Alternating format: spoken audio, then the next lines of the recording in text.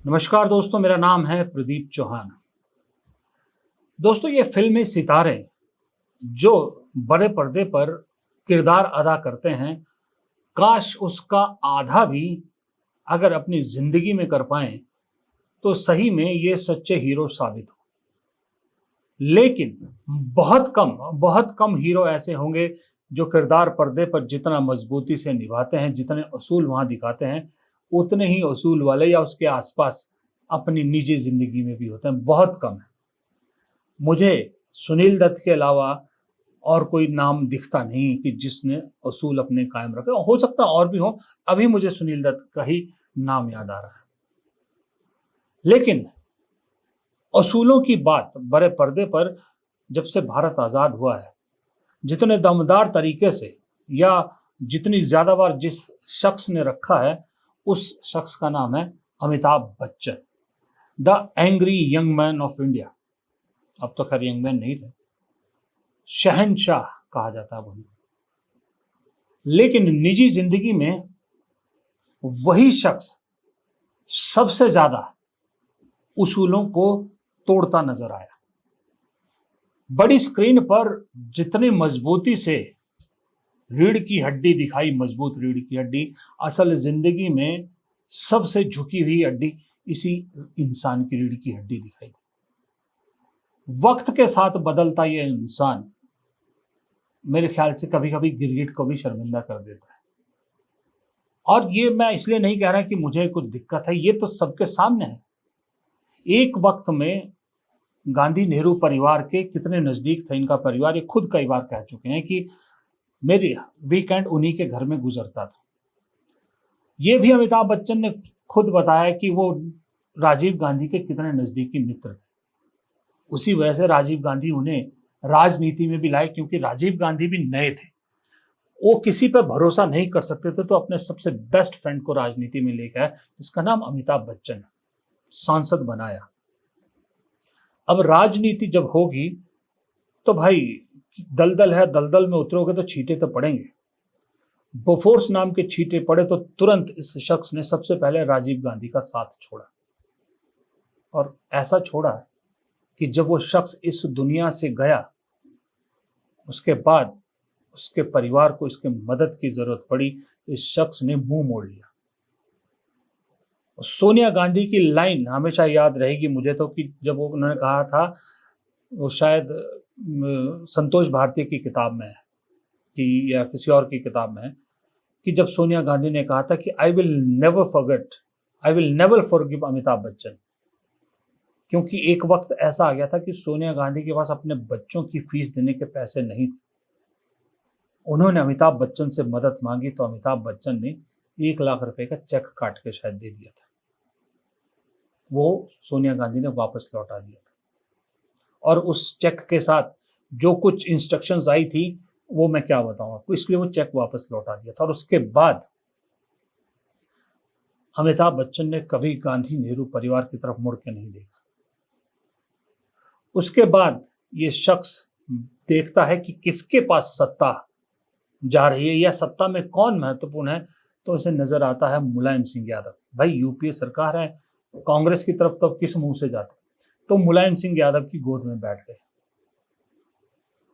जब मुलायम सिंह का दौर जाने लगा तो दिखा गुजरात में मोदी जी जीतते ही जा रहे हैं, भाई जीतते जा रहे हैं, तो मोदी जी की गोद में जाके बैठ गए और मोदी जी का खूब गुणगान किया।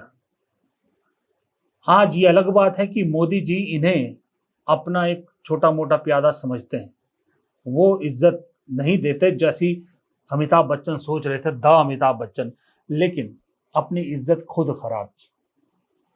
राम मंदिर का जब वो प्रधानमंत्री करते हैं तो अमिताभ बच्चन को बुलाते हैं, और भीड़ में खड़े अमिताभ बच्चन, यूं तो स्टार बहुत नखरे करते हैं, और तेज धूप में भीड़ में अमिताभ बच्चन कहीं खड़े थे, और प्रधानमंत्री आए, मिले, नमस्ते तो की, लेकिन उससे ज्यादा एक शब्द नहीं बोला। मुकेश अंबानी के बेटे की शादी में प्रधानमंत्री ने देखा भी नहीं अमिताभ बच्चन की तरफ, वो वीडियो मैंने आपको दिखाया था। लेकिन फिर भी ये शख्स, क्योंकि सत्ता में मोदी जी बैठे हैं, तो मोदी जी का गुणगान करना नहीं भूलते। अब जिस दिन मोदी ऑपरेशन सिंदूर पे चर्चा शुरू हुई थी अभी संसद में, मोदी जी को बोलना था।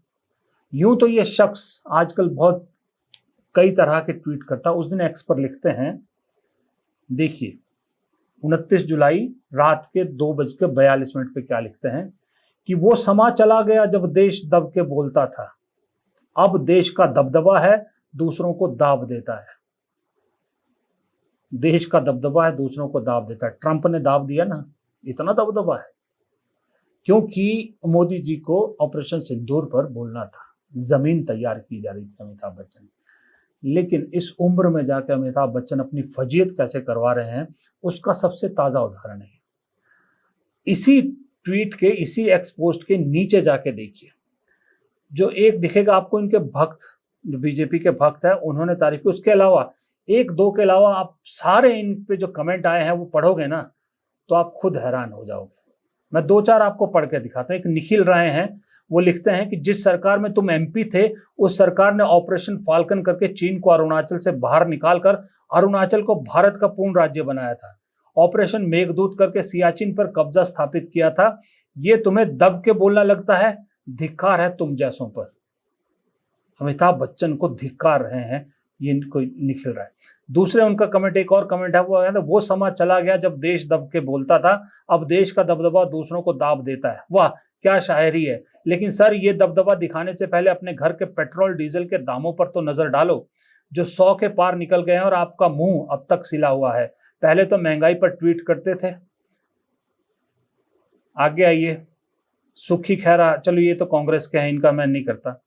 VH है, ये कहते हैं कितने पैसे मिले तुझे ये लिखने के। अब आगे जो शब्द लिखा है वो मैं नहीं बोलूंगा।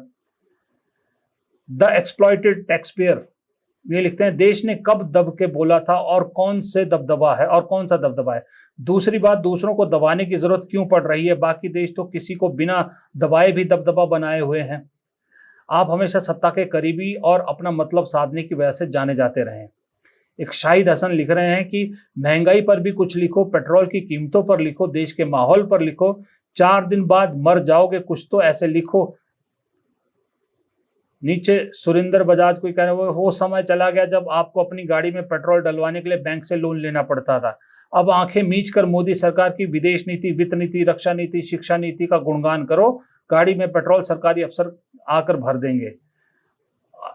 अगला लिख रहे हैं ओ शहंशाह चला गया जो महंगाई पर दबा के बोलता था। अब शेरू ईडी सीबीआई के डर से सत्ता के जूते चाट रहा है। ये सारी चीजें, इस तरह के कितने कमेंट पढ़ूं मैं, आपको भरा पड़ा है। अमिताभ बच्चन का सोशल मीडिया हैंडल एक्स, ऐसे कमेंट। इस उम्र में अपनी इतनी कमाई इज्जत को कैसे बर्बाद किया जाता है, अमिताभ बच्चन से सीख ले। आज के बच्चे सीख ले कि अगर आपको अपनी इज्जत कमाई है उसे बरकरार रखना है तो 2 लोगों से सबक सीख लें। एक मिस्टर अमिताभ बच्चन, दूसरे सचिन तेंदुलकर। बनी बनाई इज्जत सारी बर्बाद कर दी, क्योंकि सत्ता तो आज इसकी है कल उसकी है। सत्ता तो आनी जानी है। ये सत्ता के साथ पलटे, लेकिन जितनी बुरी तरह से आप पलटे ना, अब अगर सत्ता पलट भी गई ना तो इन्हें पलटने का मौका नहीं मिलेगा। जो शख्स बड़ी स्क्रीन पर बहुत बार मुस्लिम कैरेक्टर प्ले करता है, कुली फिल्म में मुसलमान बना था, है ना, वो शख्स जब इस देश के मुसलमानों पर क्या क्या हो रहा है वो देखता है तो एक लाइन नहीं लिखता। अमिताभ बच्चन की फिल्म देखने के लिए पहला फर्स्ट शो देखने वालों की जो टिकट की लाइन होती थी, अगर उस लाइन में 100 लोग हैं तो उस 100 में से 20 मुसलमान हुआ करते थे। अमिताभ बच्चन को 2 अमिताभ बच्चन बनाने वाले वो मुसलमान। आज उनका दर्द अमिताभ को नहीं दिख रहा, लेकिन जब अमिताभ को दर्द हुआ था, जब उसको चोट लगी थी, तो दुआ मांगने वालों में इस देश का मुसलमान भी हिंदुओं से पीछे नहीं था। ये इनका डबल स्टैंडर्ड है। अब दूसरी तरफ आइए, मैं आज बात अमिताभ बच्चन की क्यों कर रहा हूं कि इस परिवार के डबल स्टैंडर्ड की बात करूं। दूसरी तरफ इनकी पत्नी है जया बच्चन, जो आज भी समाजवादी पार्टी की सांसद है। अमिताभ बच्चन मोदी जी की तारीफ में कहते हैं कि वो समा चला गया जब देश दब के बोलता था, अब देश का दबदबा है दूसरों को दाब देता है। और इनकी पत्नी संसद में इसी की बात का बिल्कुल उल्टा सरकार से सवाल पूछती है कि तुम दबे क्यों। Humility in power is very important. Okay, that is over. The other part is हमारे डिफेंस मिनिस्टर जोर जोर से कह के गए आत्मनिर्भर है, हम ये बना रहे हैं, तोप बना रहे हैं, ये कर रहे हैं, वो कर रहे हैं. क्या फायदा? What is the use if you have not been able to save even 25, 26 people? What are you going to do with all this?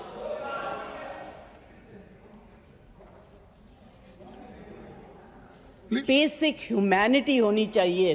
गोला बारूद से कुछ नहीं होगा. No dispute can be solved with violence alone. Be compassionate. You should have shown humility. And sir, I'm sorry to say that this is one department where you are very poor. एक ही परिवार, दोनों पति पत्नी साथ रहते हैं. एक मोदी भक्त, एक समाजवादी पार्टी की सांसद, एक मोदी की तारीफ, एक जो है मोदी से सवाल, सरकार से सवाल. क्या बढ़िया बैलेंस बना के चले हैं कि मतलब हर रास्ता खुला रखो. अभी मोदी जी हैं तो अमिताभ बच्चन की तारीफ करें, कल को मोदी जी नहीं रहेंगे तो एक जया बच्चन के जरिए एक रास्ता खुला रहेगा. क्योंकि उम्मीद है कि भाई अगर सरकार बदली तो उस सरकार में जो नई सरकार बनेगी तो उसमें समाजवादी पार्टी का भी अहम रोल होगा. अब समाजवादी पार्टी का अहम रोल होगा तो अपने आप को बचाना है तो पत्नी को समाजवादी पार्टी के साथ रखो और पत्नी सवाल पूछती रहेगी संसद में और संसद के बाहर.